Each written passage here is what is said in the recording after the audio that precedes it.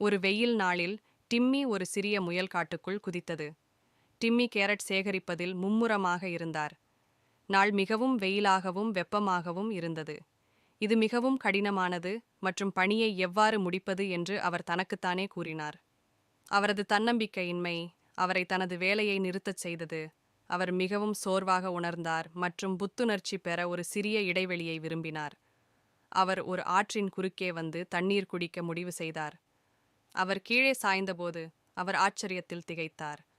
தண்ணீரின் பிரதிபலிப்பில் அவர் இதுவரை பார்த்திராத ஒரு புதிய டிம்மியைக் கண்டார். ஆஹா! இவ்வளவு அழகான மற்றும் ஆற்றல் மிக்க முயலை அவர் இதற்கு முன் பார்த்ததில்லை. தனது உண்மையான பலத்தையும் அழகையும் தனக்கு உணர்த்தியதற்காக நதிக்கு நன்றி தெரிவித்தான். முழு நம்பிக்கையுடன் தன் பணிக்குத் திரும்பினான். இறுதி முடிவு ஆச்சரியமாக இருந்தது. அவர் ஒரு நாளைக்கு வழக்கமாகச் செய்வதை விட அதிகமான கேரட்டை சேகரித்தார். இறுதியாக அவர் தனது சாதனைக்காக தனது மேலதிகாரியின் பாராட்டையும் வெகுமதியையும் பெற்றார்.